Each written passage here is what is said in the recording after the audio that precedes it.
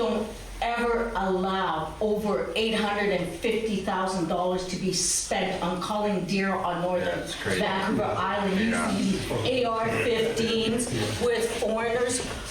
All of us in this room, who would have not gone down there to help cull and save frickin' $850,000?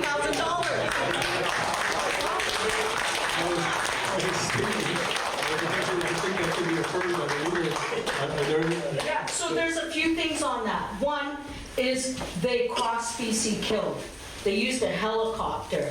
They lied to us in the media because us First Nations people talk.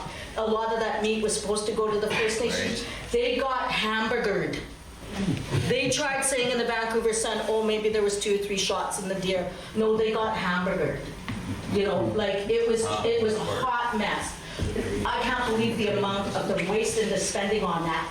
And they're like ruling out our weapons, and yet they use the exact same rifle that they say that we're not allowed to possess.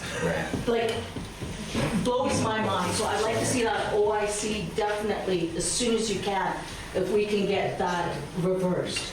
Thank you very much. Common sense. Yeah. In fact, we're going to take away the OIC power altogether so that ministers can no longer arbitrarily designate a firearm as illegal. In fact, what we're going to do is create empirical standards that determine which firearms are restricted, unrestricted, and prohibited based on what the gun does, not on how it looks.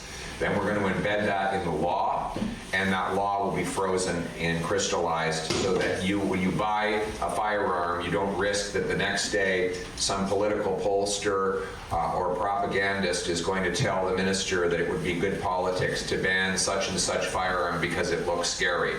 Which is effectively what happened. They banned a bunch of firearms for no reason, not unrelated to what the gun does, but because it looked like a Hollywood G.I. Joe gun, and therefore it looked like good politics to ban it. But what I'm going to do is we're going to create a task force, First Nations, hunters, farmers, border guards, police officers, military veterans, to define which firearms would be prohibited, like the machine guns that have been prohibited since the 70s, which should be restricted, like handguns, which should be unrestricted, 22 rifles and other similar weapons and tools. But that's a common sense approach.